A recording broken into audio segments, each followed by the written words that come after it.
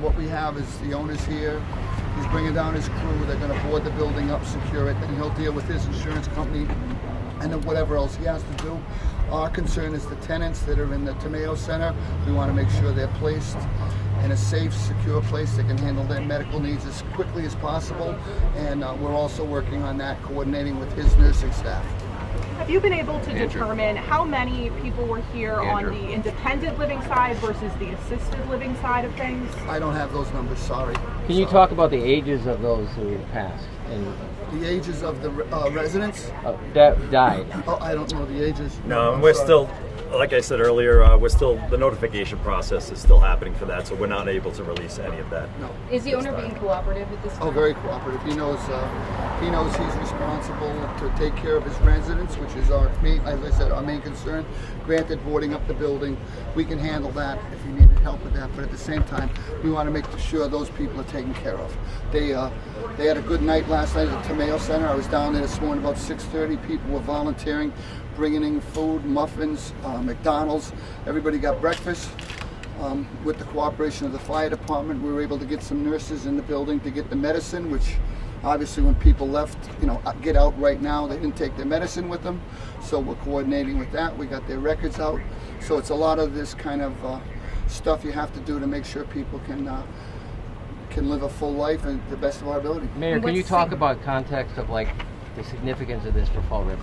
This is very significant, but at the same time, it shows you what our public safety units are like. I mean, I was here last night till after 1, and it was a flood of police, firemen obviously in the building first. They were the ones that went in and made sure, that they could save as many of the residents as possible and get the fire out as quickly as possible.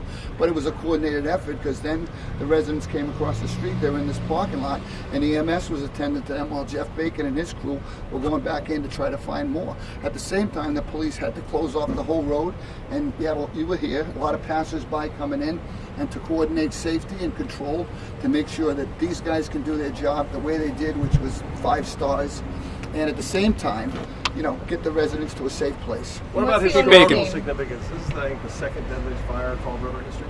I don't really know the numbers, but again, this is a big fire. If it was 1, it's 1 too many. So 10 is bordering on ridiculous. Chief Bacon, I have a question for you. Is there anything about an elevator?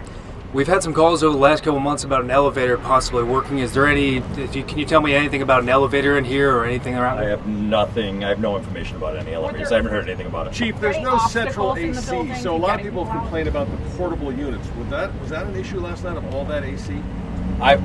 I would say the issue with the ACs is that the windows that would have affected the best rescues have the ACs in them. So the rescues had to be done through the smaller windows, which are typically bathroom windows.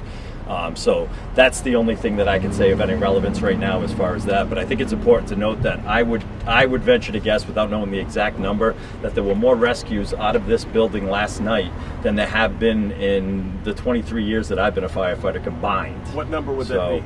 I would say over half the residents had to be rescued either out the windows or down the hallways down the stairs by fire and police. What is the owner's name?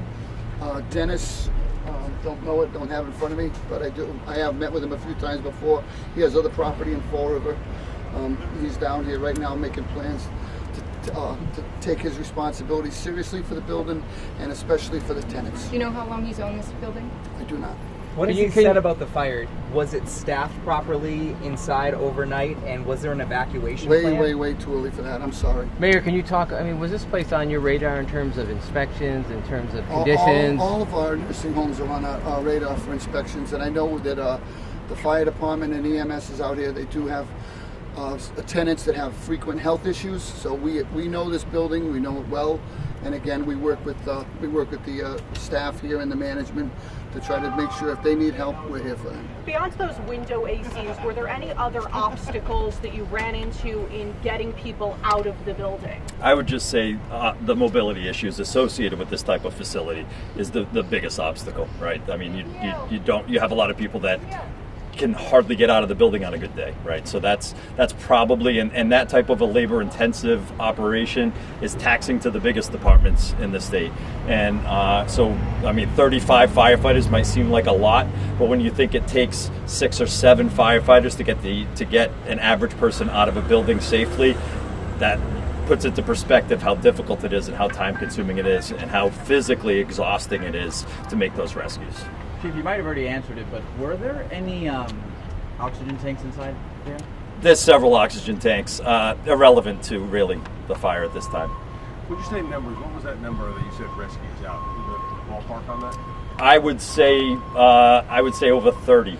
There's 69 residents, so halfway. And that's all, obviously, so the firefighters who worked last night left shift this morning.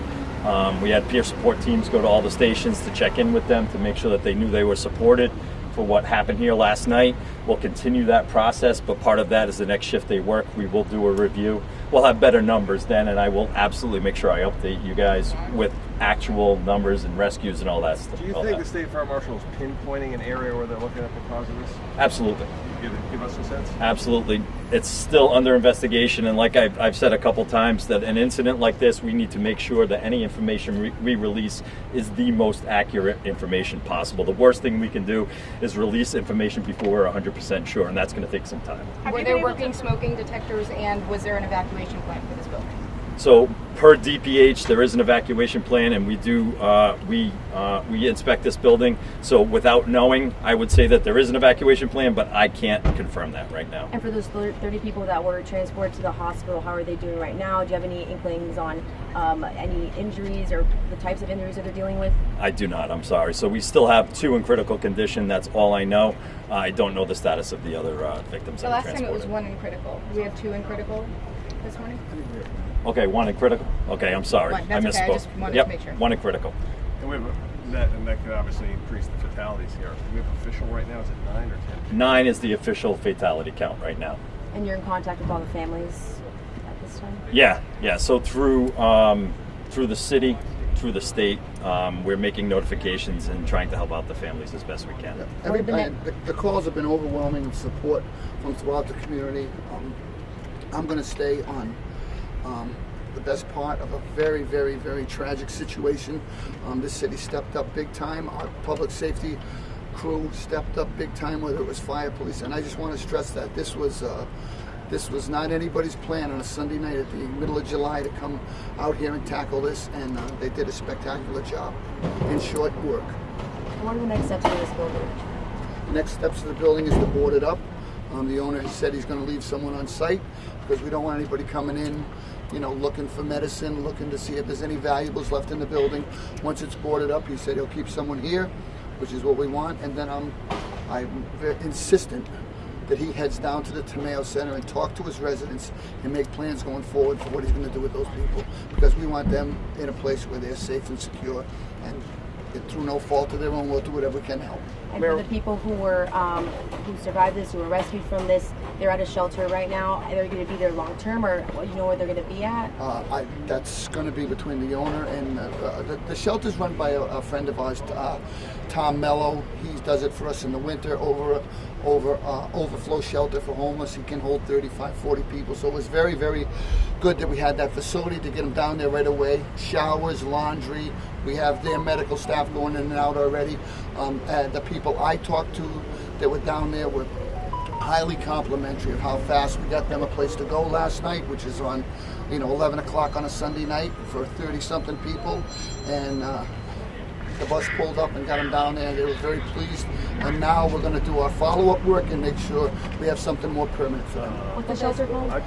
The Tomeo Center, TIMAO. It's right at the bottom of Kennedy Park. Will the city of Fall River financially support these people in any way? We'll do whatever we have to do to help these people to the best of our ability.